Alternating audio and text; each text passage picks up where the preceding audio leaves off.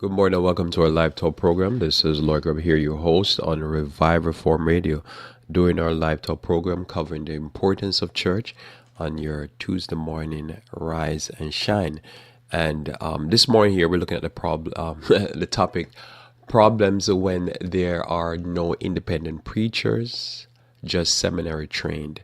Problems when there are no independent preachers, just seminary trained.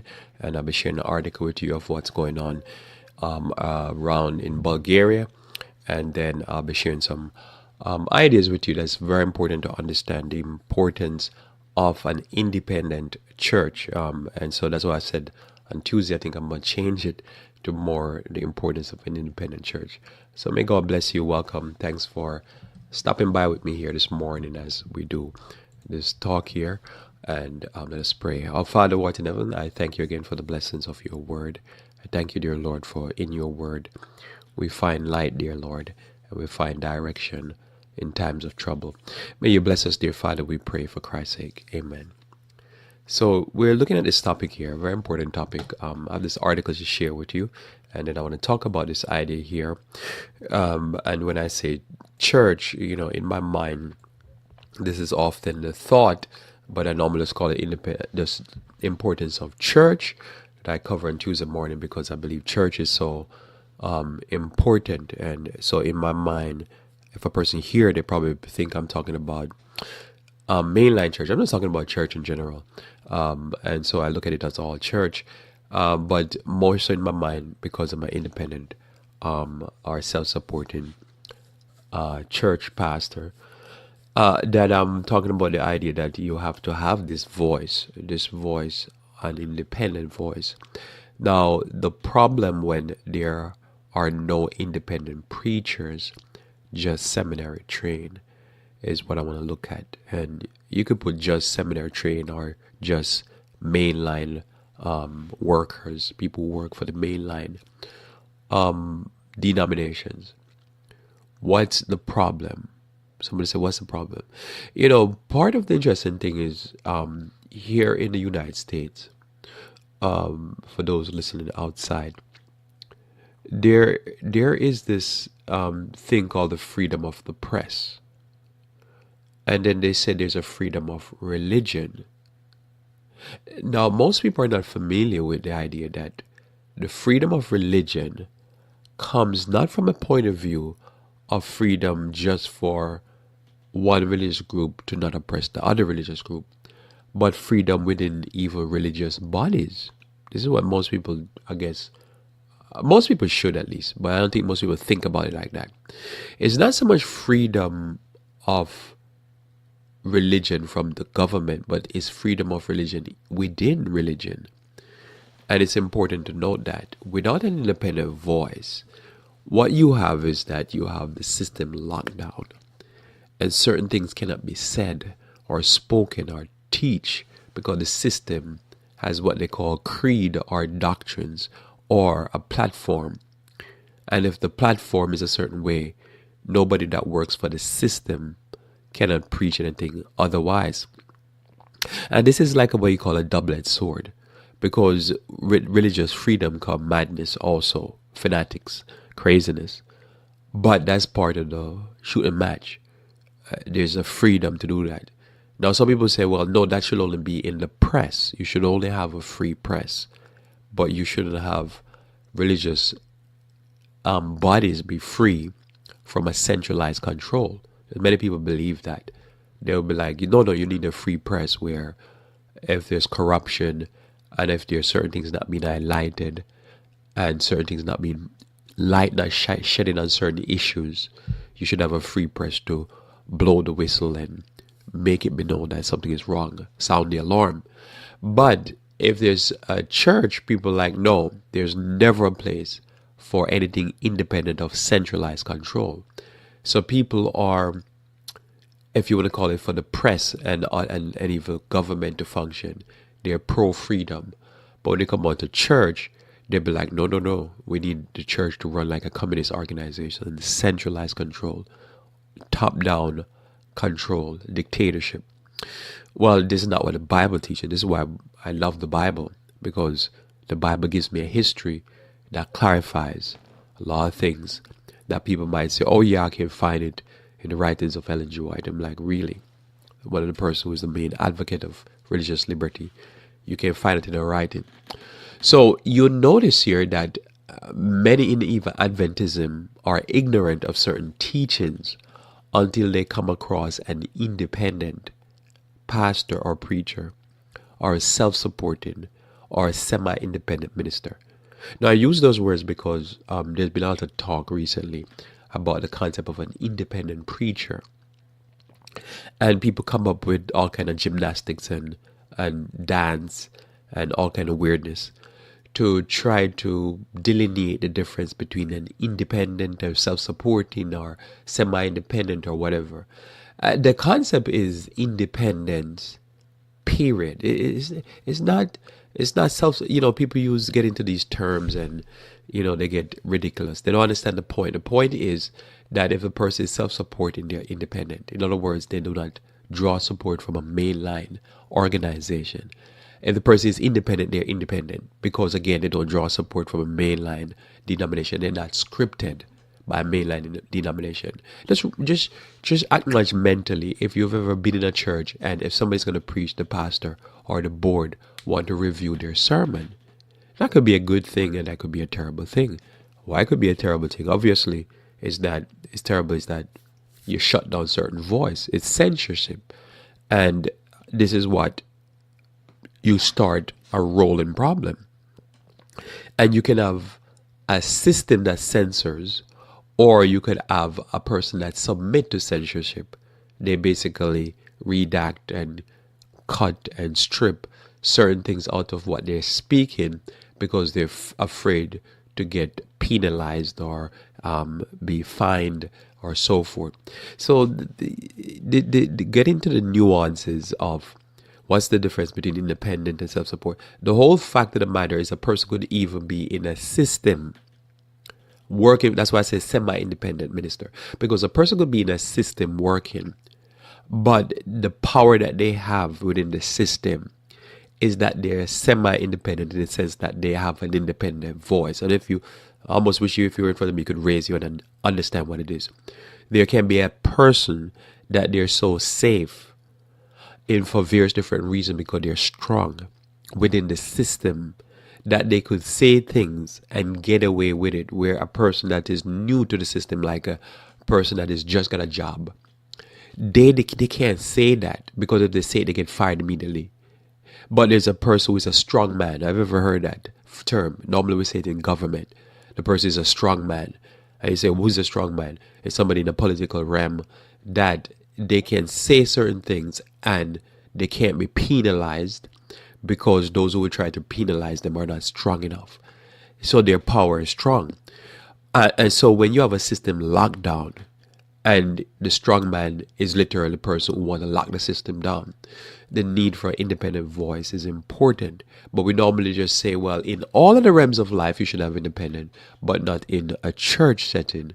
But if you understand the clause of the freedom of the press was not just the freedom for newspapers, it was also a freedom for the church to have a press. Remember, the press came about primarily because of literally the press, the printing press. And who used the printing press to take down the power of the Catholic Church? It was the Protestants. They protested primarily through the press. And there goes the freedom of the press. So when we talk about the press today, we normally talk about the major newspapers. But we often don't talk about the press of the church to be able to protest evils that goes on in society. So this is what I want to talk about with you. And I want to show you from the Bulgarian article what's going on in Bulgaria as of this fall. They're always voiced in the government and also in church to want to shut out anything that is independent of their control, because this gives power to them. And when you understand this, you understand, as I say, my thing that I've said often. You will see a person get very cocky and they all of a sudden they start talking about they know some Bible and they know some spirit of prophecy and they're knowledgeable. And you ask them, so where did you learn all this? And they say, well, I listen to this independent preacher. Oh, so you didn't learn it from in the system? No. I was in the system for years and I was ignorant. And all of a sudden I heard an independent preacher and he blows my mind. He opened up a whole world to me.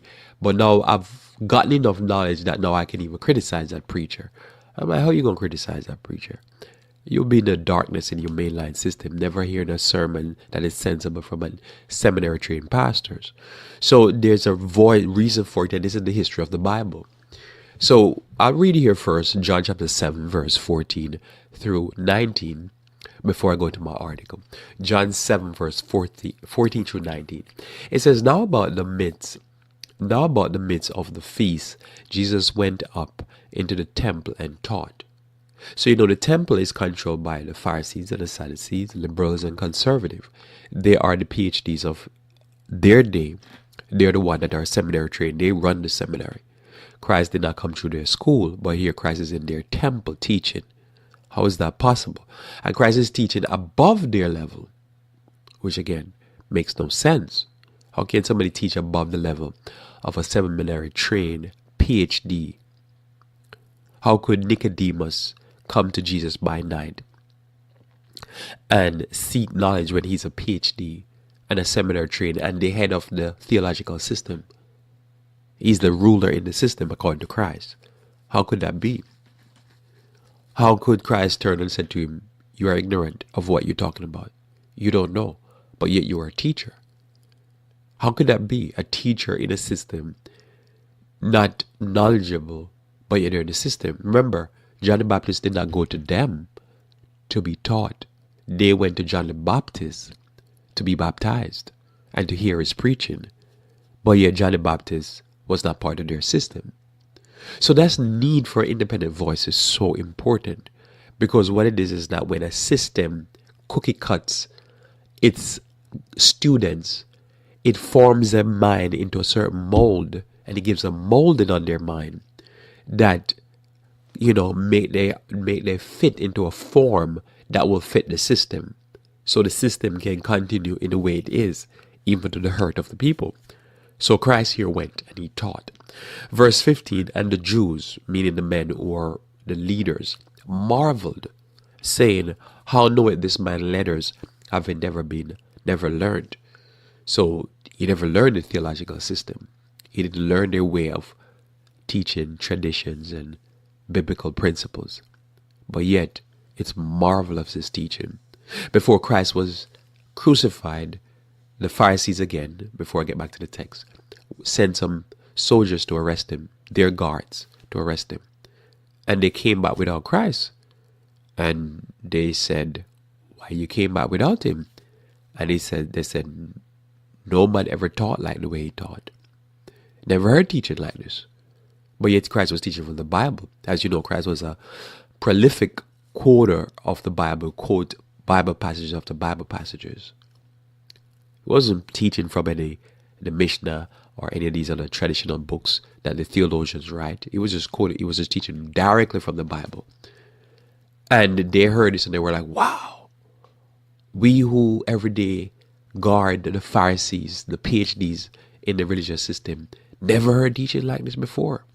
We sit at the feet and we protect the most intelligent, the most brilliant minds in the understanding of God, and we came back befuddled. So here they marveled, and they says, how does he learn that? 16, Jesus answered, and think about it, there's so many people, as I say, who can be in a church or organization and denomination for years, and never heard teachings, and they will come up amongst an independent voice preaching, and they be befuddled and say, I never heard that. That was always there. Important to note. That's why it's needed. So Jesus answered them and said, my doctrine is not mine, but is that sent me, but his that sent me. If any man will do the will, he shall know of the doctrine, whether it be of God or whether I speak of myself. Says if you want to know the truth, if you really want to, there's always skeptics and simpletons, and I call them hyenas. They're always just there to cavil and to be a fool. But if a person really wants to know the truth, as the Bible says. The truth will set you free. That's part of what the truth does. If you want to know what is truth, one of the key factors of truth is that it set the person free. If the person is still in bondage, whatever that bondage is, whether it be a bondage that the system create, a system, or sin bondage, or whatever bondage, truth has a delivering factor to it. The truth sets you free. So Christ says, if any man will do his will, he shall know of the doctrine, whether it be of God or whether I speak of myself. You want to do the will of God. If you're just thinking some intellectual stimuli, you're not going to know. Verse 18, he that speaketh of himself seeketh his own glory, but he that seeketh his glory that sent him, the same is true, and no unrighteousness is in him. So what Christ is there saying here is that part of what you know truth is being taught, the person's aim is to uplift God. The person that claim or the being that sent the person. But the person that come in the name of God, but they're there to uplift their own glory, you know automatically. Bam. This is how you know. Is it to uplift God or uplift the system? I know if you got that one. Is it God or the system? Because people will kill for the system while disrespecting the word of God. And verse 11, did not Moses give you the law, and yet none of you keep the law? Why go ye about to kill me? That's another important thing about the system. The system will kill others, especially independent voices, to protect itself unjustifiably. So I'm going to read this article here to you, a very important article. I'm going to read it to you here. This is taken from Christian Post, and this is going on right now over there in Bulgaria. And I use this as an example of how religious leaders, I know they're in the background, because somebody say, well, how do you know it's religious leaders? Well, it's always religious leaders. So religious leaders teaming up the mainline leaders with the government to conscript or to restrict the actions of any type of independent activity, religious activity in the country. So this again, Christian Post, written by Samuel Smith. Proposed amendments could close churches, seminaries in Bulgaria, Christian leaders fear. Religious leaders in Bulgaria have spoken out against proposed changes to a religious law in Bulgaria that could result in the closure of many Christian churches and seminaries. Christian leaders in the Baltic, which I think is, I'm not sure if it's a Baltic nation or another type of I can't remember the name. Christian leaders in the Baltic nation have sounded an alarm about two proposed drafts law being advanced in Bulgaria, Bulgaria's parliament, that would revise the country's Religious Denominations Act. The Bulgarian Evangelical Alliance sent a letter to the European Evangelical Alliance last week warning of restrictions the proposed amendment could have an evangelical church rights to worship, could have on the evangelical church right to worship. The amendments, which passed in first reading last October, would hold that Bulgarian citizens may only carry out liturgical activities if they have completed theological education in Bulgaria or have a foreign diploma recognized by Bulgarian government, institutions, and state-sanctioned denominations. The BEA explained that one of the laws ban religious activities in buildings that do not serve a religious purpose and would require membership of at least 300 people for a religious group to attain status of judicial entity. So I just make sure you get that clearly. So if a church exists but it does not have a historical church building to worship in, they would be banned. And also if their membership is not at least 300 people, they would be banned.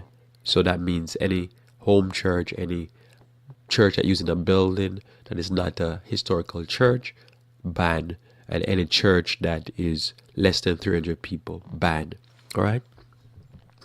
According to the BEA, one of the draft laws would give the right to open religious school and train denominational ministers to Eastern Orthodox and Muslim faiths only, while all other faiths will be discriminated against because they do not have many believers in Bulgaria. So basically, the two faiths that these two faiths are not against, they're not for religious freedom, Muslims and Eastern Orthodox. Both drafts law install heavy restriction for foreigners to perform religious duties in the country. The letter from BEA President Rumen Borgiev warned the only way a foreigner, a missionary, a preacher, a teacher, an evangelist could conduct worship service or preach a sermon would be if he is doing it jointly with a Bulgarian ordained minister. The New York-based World Evangelical Alliance, which serve an international network of churches in 129 nations, also voiced concern with the draft laws. The World Evangelical Alliance stressed that the draft law threatened to force evangelical churches and institutions to close or face unbearable and indiscriminatory administrative burdens, and has implications on the funding and financial management of religious communities, as well as on training and appointing of clergy. If the amendments are passed, the World Evangelical Alliance warned that existing theological seminaries are at risk of shutting down, and evangelical pastors may no longer be able to conduct worship services. The international ministry body added that acceptance and use of donation will be subject to government approval and limitations. Quote, the proposed law legalizes state interference in the affairs of religious communities, which invariably could at the expense of religious freedom.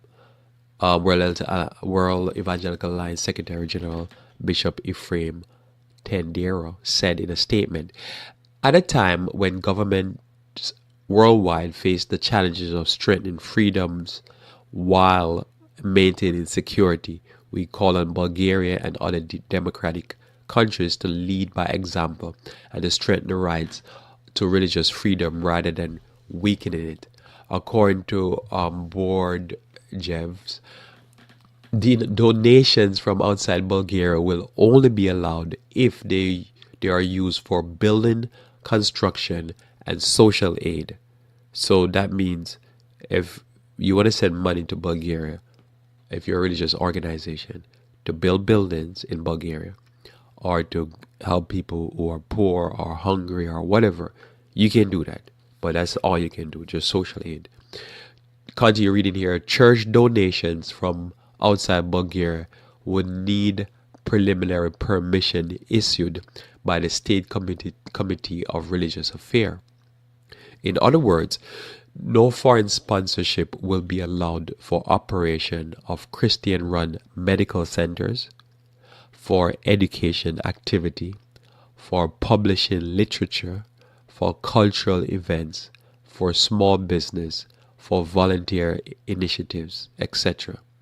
So you can't publish, you can't educate, you can't help medically, nothing culturally, no small business, and no initiative. But if you want to pour money to the country, you can.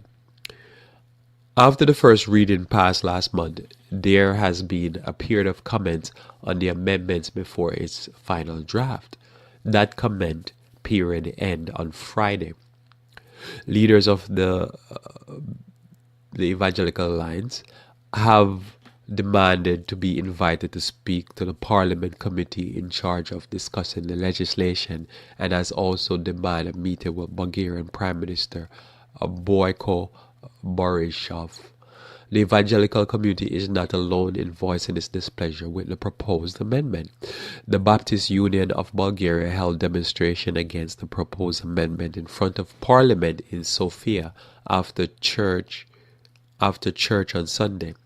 Additionally, Baptist World Alliance General Secretary Elijah Brown and European Baptist Federation General Secretary Anthony Peck expressed their concern about the proposed amendment in a letter to Borisov in November 8. According to the Baptist Standard, no state, we believe, should be in a position to control the training and activity of ecclesiastic ministers, nor should a state favor one expression over another, the letter stated. The Bulgarian constitution rightly guarantees freedom of religion. We urge that this principle be adhered to as the right of all the Bulgarian people. Catholic leaders also voiced concern with the proposal. Christo Proikov, Apostolic Exarchate of Sofia, said in an interview earlier this year that the proposed amendment are discriminatory. The bill is backed by the Bulgarian Socialist Party and the movement for rights and freedoms, and aim to prevent interference of foreign countries, institutions, persons into religious and religious affair. End of article. All right, so there's what's happening. So, I don't need to give you more of a rundown than the article gave you. But I'll say here, though, that so they're proposing this thing in Bulgaria. And they're proposing it, but the two groups that will benefit is the Eastern Orthodox Church and the Muslim Church. Now, somebody will say, well, this is a socialist party, and the movement for rights and freedoms and aims are doing this thing, not religion. Well, remember though that the people are in the government are because the countries lean either Eastern Orthodox and Muslim, they would be the majority. Often people use the majority power that they have because they're connected and aligned with a religion to protect the religion. Because as the evangelicals and the Baptists go in, they're pulling off members. As they pull off members, simply what's happening, they're getting more power and more influence over the society. And the Muslim and the Eastern Orthodox, they're losing power because they're losing members. Members is power. This could change the face of the nation, the way the nation operates. Also, if you notice what's been going on in a lot of these Eastern Orthodox countries, they're worried about evangelicals and other groups because they're thinking that they're bringing the influence of the West into the country via church because they're teaching for doctrine a certain method. Again, think about it. An American pastor go to, say, Bulgaria. He's going to try to teach American values. And so that could change the face of the nation. And I think this is where part of that fight is. So keep that in mind. And so when we look at this idea here of, why would I say the problem when there is no independent preacher and just the seminary train or the system train, what it is you have, things continue where they are. And often people will say, well, why is it that God allows certain despots and civil wars and bloodshed to happen? It's not so much I believe God allowed it, but when countries make moves like this to block the voice of dissent, the voice of reason, the voice of opposition, and they allow no other voice to get in, there comes a point that a few decades later, a culture is developed and a mindset is developed amongst the people. And the end result is often death that sets in. And people see that and say, well, why does God allow this? Well, to me, that's part of the issue with the concepts that we learn in the Bible of religious freedom. The freedom also that God gives us can cause a culture to develop that is hateful of anything independent of the main line. And when that happens, and there's no voice of reason, and there's no voice of dissent, then certain errors become truth, so to speak, and truth become banished because you can't preach anything else other than what the main line preach. This is why in any vibrant anything, culture, church, institute, it's important to have a voice of dissent, to hear other opinions, and to check whatever we believe against the Bible, against what the person is saying. Without that, how do you know you're in the truth? And this is what happened in so many societies. They try to banish any voice of dissent, any voice that is different from the mainline voice, any opinion that does not go with their opinion. And that's why if you listen to me here, you hear me say things, and it's sometimes ring true to what you believe, and then sometimes you're like probably saying, "How dare I say that?" But the only reason that's why I say it, because I dare to say it, because I have an independent voice. I can give an opinion, and knowing that I'm not infallible, and I'm subject to mistake and misunderstanding and just wrong, but I still can give an opinion. But you take away that voice, you'll never hear an opinion outside of the mainline opinion or the opinion that you love hearing. So having an independent voice, yes, it's a double-edged sword, because again, you open the door for the crazies to come in.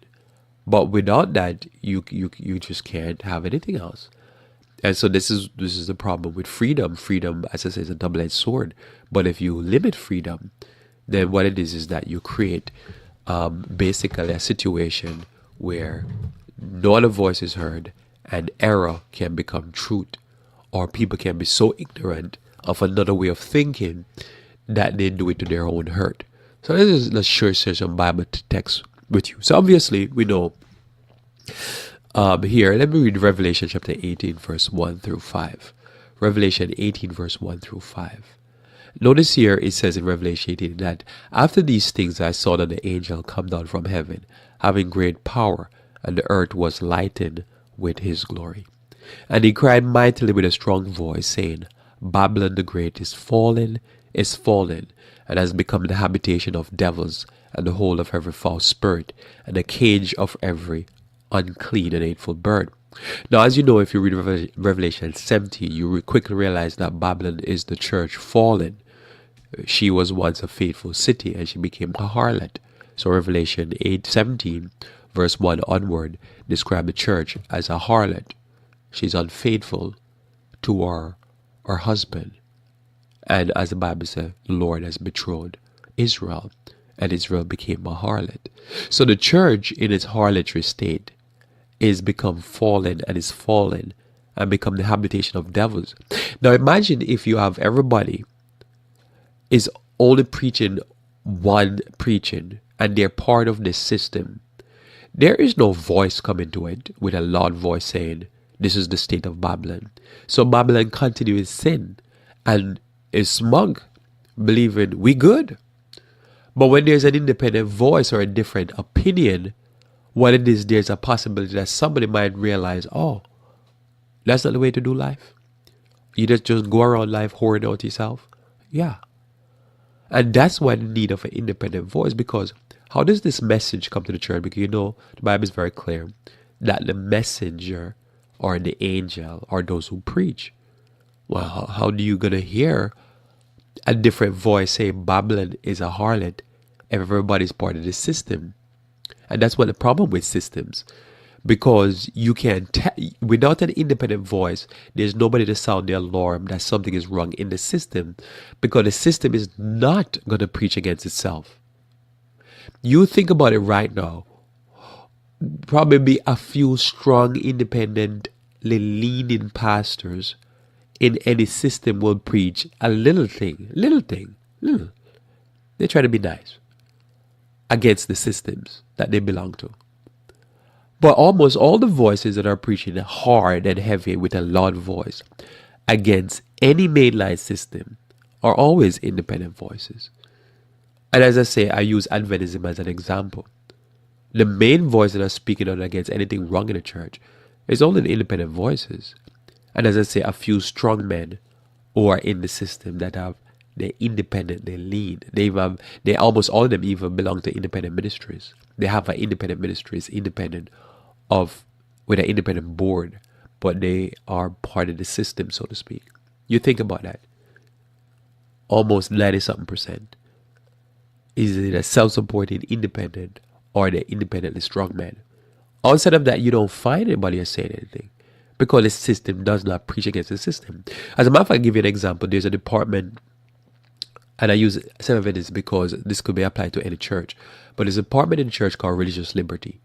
They will only advocate for you if your religious liberty is affected by a secular organization or another church, or you are not part of the Seventh Adventist Church.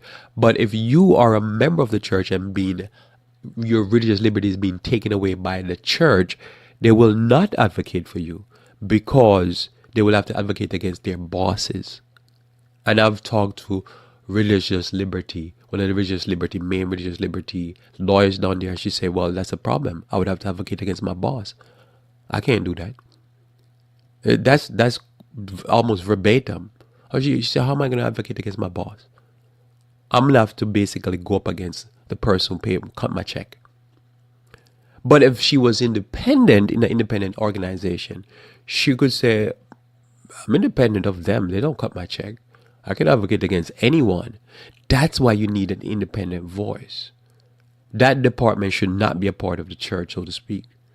It probably should have a representative on the board, but not part of the church. Because again, how are you going to advocate against your boss? You're going to go up against your boss? Now when people go up against a boss, then they're suing the company. And they know that their job is done. When you want to quit, that's when you go up against your boss. Or you want to get a new job. So just the mere fact of the silliness of somebody saying, oh yeah, somebody that's in the system is going to go against the system. Really? When did that happen? How? We're in the Bible. You give me the examples. I'd like to see it. You go up against the system. You are the system. If you're the boss, you're the system. So when you look at this, it says verse 3 that for all the nations have drunk of the wine of the wrath of her fornication, and the earth and the kings of the earth have committed fornication with her, and the merchants of the earth are waxed rich through the abundance of her delicacies. So who's going to preach this? The kings of the earth going to preach this? No. They're in bed with the mainline Orthodox church that are fallen and the preachers that work for them. So this voice cannot be a voice that is part of the system because the system does not preach like this. And if it did, it would have. We have almost 6,000 years of history and we have, 3,500 or so years of biblical history. Where's the example? Where's the example? So somebody says, oh yeah, Lord, but the Bible aside and the Dark Ages aside and the recent 200 years of history aside, we're going to break protocol. The system is going to preach and stand up to itself. It doesn't need to. If the system is going to preach against itself, then it would just reform itself. You have to have pressure from the outside, as there's no reform. Remember, the Catholic Church never reformed, even though there are so many Protestants.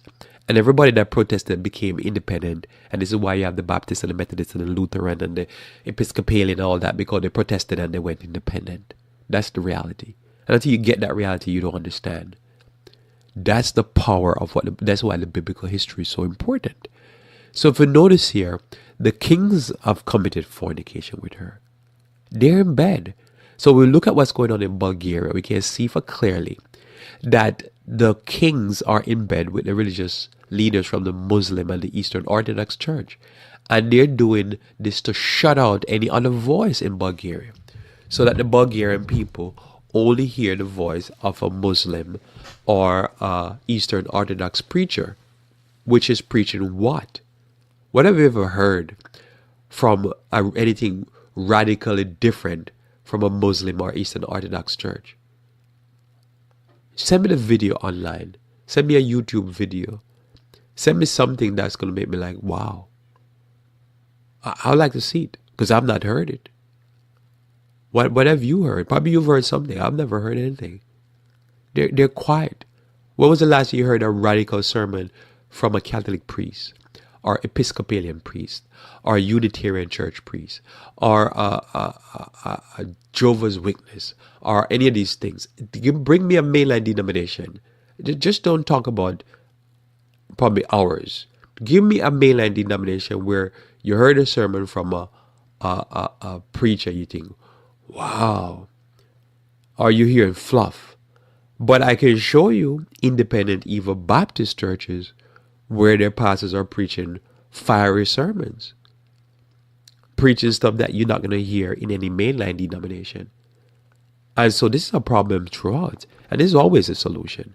Notice here verse 4 says, "And I heard a voice from heaven saying, Come out of her, my people, that you be not partakers of her sins, and that you receive not of her plague.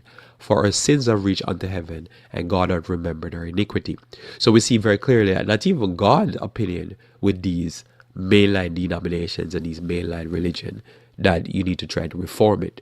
The history has bear a very clear record. It's a come out. It's a because again, they're like, we ain't changing. We're gonna stay the same, and not only that, we're gonna shut you up. And so you go to a Muslim and you're like, oh yeah, they gonna preach. Yeah. All right. You turn ashes, or you turn skin and bones before that happen. Matthew chapter 14 verse 1 through 12. Matthew 14 verse 1 through 12. And at the time Herod the Tetrarch heard of the fame of Jesus, and said unto his servant, This is John the Baptist. He is risen from the dead, and therefore mighty works do show forth themselves unto him. So, this story here. John the Baptist was put to death. Christ is preaching. Christ is preaching, but Christ is not in the system either. Remember, all the time Herod was doing his business, not one of the Pharisees opened their mouth to say a thing. So just keep that in mind. They didn't say nothing. He's doing whatever he's doing, and they're silent. He kills John the Baptist, and there's silence again from them. Christ is preaching, and he's alarmed. He's like, whoa, not only Christ preaching this, but that's how your powerful Christ preaching was, that he think Christ, it must be John raised from the dead, because there's even more power, because Christ now is doing miracles also. So what was coming out of the religious world? Nothing. Who conspired with Herod, with the Roman system to kill Christ? The religious world. So you understand how an independent voice is different from a mainline voice. Because it's a different voice, because again, it's not cookie cuttered. It's not, the brain was not molded at some seminary to preach like a robot. The same robotic messages week in, week out. Verse 3. For Herod laid hold on John and bound him and put him in prison for Herodias' sake, his brother's wife. So John was arrested because of what Herod was preaching. But what he was preaching. For John said unto him, It is not lawful for thee to have her. And when he would have put him to death, he feared the multitude, because they counted him as a prophet. But when Herod's birthday was kept, the daughter of Herodias danced before them and pleased Herod, whereupon he promised with an oath to give her whatsoever she would ask. And she being before the instructed of her mother, said, Give me here John the Baptist head in a charger. And the king was sorry, nevertheless, for the oath's sake. And them which sat with him at meat, he commanded it to be given her. And he sent and beheaded John in prison. And his head was brought in a charger and given to the damsel, and she brought it to her mother. And his disciples came and took up the body and buried it, and went and told Jesus. So here, John the Baptist was an independent voice. John the Baptist was preaching what none of the preachers in the system was preaching. John the Baptist was independent of the system, though even his father was a priest. He did not go into that line of work. John the Baptist was preaching not only against the sins of the church, but also because he calls the religious leaders, both the Sadducees and the Pharisees, the religious leaders, especially the Pharisees, vipers, right? So this was John, but John also was preaching against the sin in the secular world, in the political world. So John was no friend of the religious leaders because they weren't doing nothing. And John was no friend of the political leaders. John was independent in the truest sense. So when you look right now in what's going on, you think about it. Week after week, you could go to a mainline church, any denomination, and they're either cheering along what the president is doing, or they're silent. They say nothing. And you go down to an independent church and hear somebody preaching and saying, "Oh no, this is of the devil," and you'd be shocked. You'd be like, "How could they do that?" Because they're independent. That's the biblical model. God's message is always independent. Even when they're in the system, they're strong enough to be independent, like David and Moses. And when you understand it, you understand the system that God does. That's why God's church is always the church in the wilderness, because he has to be able to maintain an independent voice. So John preached and John got beheaded. Christ comes down, Christ started to preach, and Herod is concerned because it's like, here we go again. And when you get that, you understand how God runs his system. If he can have a voice in the system, he does. If he can't, he goes independent. But the gospel is never silent. No matter what men do, no matter how many seminary trained cookie cutter pastors that they create to make sure that nothing is preached week after week, God said, I'll raise up people independent of that, not trained in that system. As we know now, Jesus Christ was not trained in that system. John 11 verse 45 through 53. John 11 verse 45 through 53, as we know, Christ was not a seminary trained pastor. He was not trained in the system. He was homeschooled for safety reason, for his mind, to protect his mind. So then many of the Jews which came to Mary and had seen the things which Jesus did believe on him. But some of them went their way to the Pharisees and told them what things Jesus had done. Then gathered the chief priests and the Pharisees a council and said, What do we? For this man doth many miracles. If we let him thus alone, all men will believe on him. And the Romans shall come and take away both our place and our nation. So notice here, it was a threat for the religious leaders that they went to the government and asked the government to stop Christ. Now they could do it under the veil that they were doing to protect the people. But really notice there, they say they were protecting themselves. The moment you get that, you can understand what's going on in Bulgaria. It's not to protect the people, even though some of these churches are wild and crazy. But it's not to protect the people, because if it was to protect the people, you would find that the mainline denomination often is a thing that needs to be shut down. But nobody's calling for that. What is this? Is just you're preaching and people start joining these independent leading church and start pulling people from the Muslim and the Eastern Orthodox Church, and they're like, we got to stop that. We got to stop them. Because if they keep growing, they might become the dominant religion. So we need to use the government against them.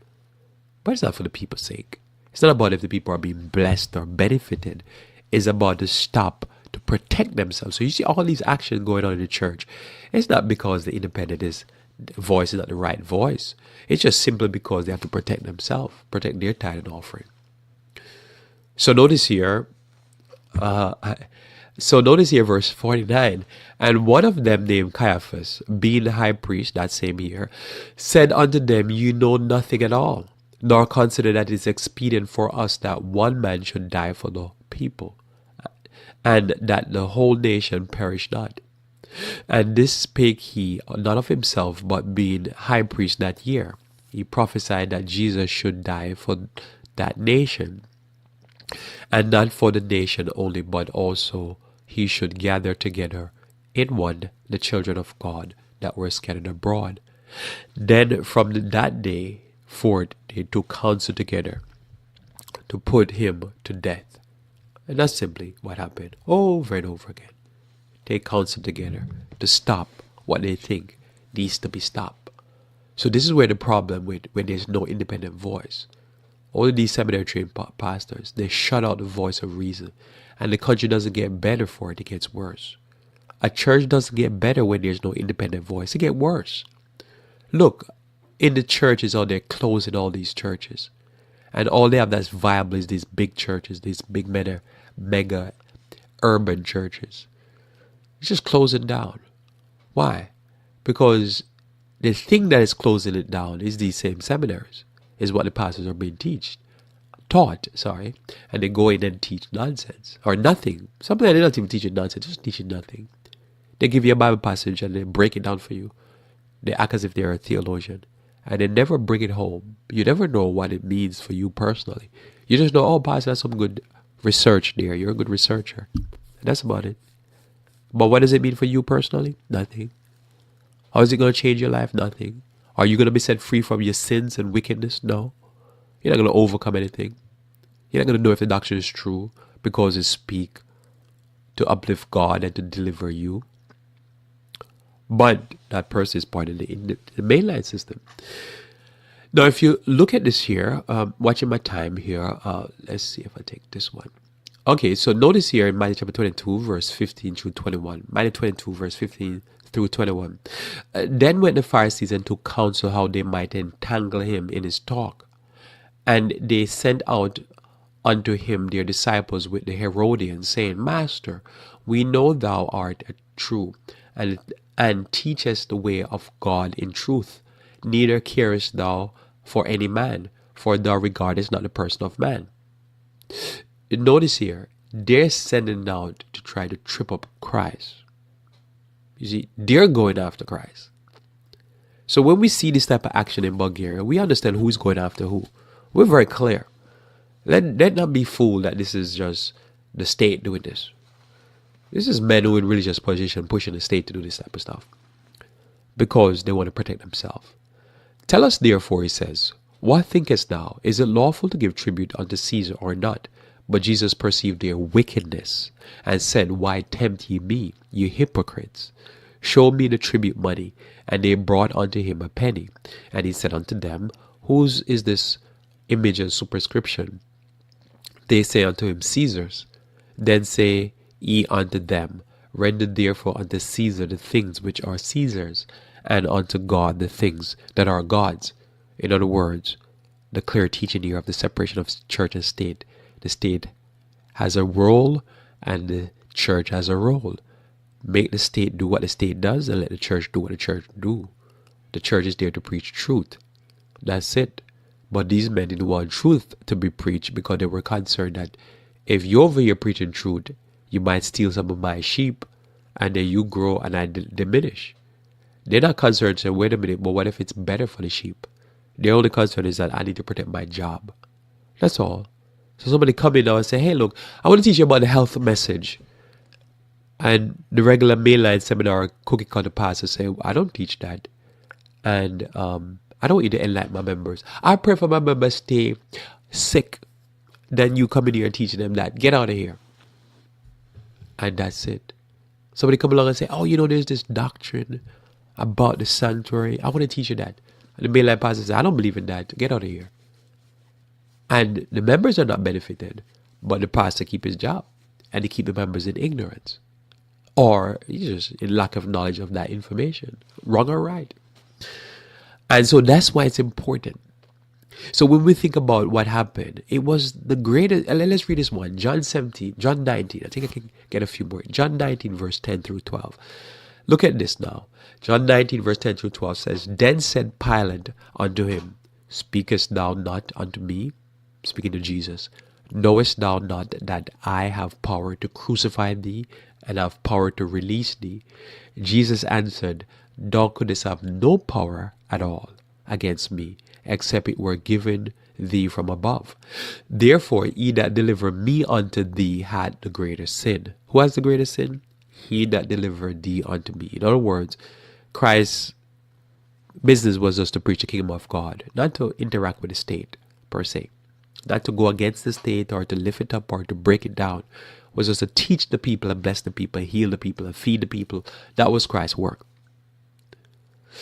Now, that was Christ's work. Pilate comes in now and want to crucify Christ. Why? Because the religious people says this man is worthy of death. And they were doing the action of the religious people. Pilate it is, was trying to take out Christ to benefit the religious people. So notice verse 12. And from thence Pilate sought to release him. But the Jews, that means the leading men in Israel, cried out, saying, If thou let this man go, thou art not Caesar's friend. Whosoever maketh himself a king speaketh against Caesar. Along that line. So when you think about that, who have the greatest sin? Those who come and say, oh no, you need to stop them. Because they're preaching to the people and they're taking people from us. But who had the greatest sin? The religious leaders. Pilate was in error himself, but Pilate didn't understand fully what was going on. Who understood what was going on was the religious leaders. So if you think about it, what they're trying to do is protect even their secular institution, talking about Bulgaria.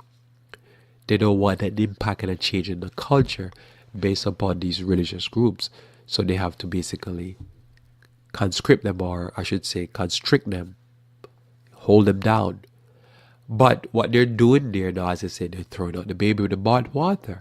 Because what it is now, the mainline denomination will keep preaching nothing to the people. And the people are not going to be set free. Because the truth shall set thee free. So the truth need to be preached. But as long as you keep people in darkness or in error, they're never set free. And this is what it is. So the Jews decided that, look, they would prefer the people. Notice here, and I have to point this out, that notice the Bulgarians don't want even medical work to be done. Anything health-wise to be done from any outside entity. Because if you heal a person, you win their sympathy. So you don't want people to be sympathetic. So they would prefer their people to die in pain and suffering than for an outside entity that is not either Muslim or Eastern Orthodox to give them relief. So you can see how people can suffer ill and harm based upon the protectionism of a society protecting its institutions and itself, even to the herd of his own people. So why it's important to have a mainline voice, an independent voice, is because an independent voice tries to break through all of that to try to get truth to the people, to free the people of folly, ignorance, pain, suffering. That's what truth is there for.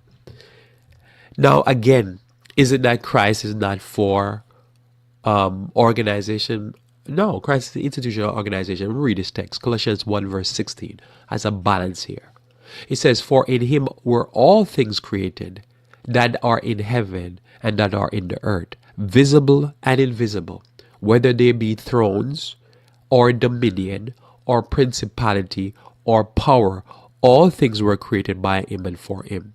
So when Christ says to Pilate, you're there because I put you there. I'm the one that is for the system. I'm a system person. Remember, Christ is the lawgiver. So Christ is not against thrones and dominions and principalities and borders and rules of law and things like that. But remember, Christ says the greater and the weightier matter of the law is mercy, is justice or judgment. If you have no mercy and you see the people suffering, you say, man, let the people get the truth. And you block that. You see people, somebody say, I'll come in and heal the people. You're like, no, I don't want people to be healed because we have to protect our system, our borders. You're crazy. How can you block truth from coming into the people because you're protecting your system? But the system is supposed to be there to benefit the people. This is when you know a system is off. And when the system does this, and then later on you hear it's a civil war, don't be all crying and stuff like that. You understand they sow a seed and they're reaping the result of what they've sown. Christ is for a system, but the system is not to interpose itself between the people and God. It's not supposed to stop a blessing to get to the people. And oftentimes what the system does, it is not taking care of the people. And because somebody independent come and say, I want to bless the people. They say, nope, you're not from us, you're not trained by us, you're not authorized by us. You can't talk to the people. Really? And so this is why independent system always exists, because somebody said, no, this is not fair to people. Why are you keeping the people in ignorance? Why you don't want to teach them certain things? And that's what they do. So I believe in an independent system. And I believe the mistake that they're making here in Bulgaria, the people will suffer even more than they're suffering under the Eastern Orthodox and the Muslim rule. This is not a blessing for the people over there in Bulgaria. It's a curse. This is a curse for anywhere, for any people anywhere. Let's pray. We thank you, Lord, again for your blessings. And we thank you, dear Lord, for your word. And show us the way. That, Lord, in spite of what men try to cobble together and try to conspire and confederate, dear Lord, to block truth from the people, that you always have a way. You always work, dear Lord. Sometimes it's in vicious, violent ways, but you work, dear Lord, to bless the people and to stop the evildoers. May you bless, dear Lord, and deliver the situation over there in Bulgaria. Bless us, dear Lord, that we might continue to preach and figure out other means, dear Lord, to get the gospel to people, even in these foreign countries. May you be with us, we pray, for Christ's sake. Amen. Thanks for being with me here on Revive Reform Radio. Looking forward to talking to you again tomorrow live, where we should talk about natural health. Until then, I pray that you may continue to walk with the King.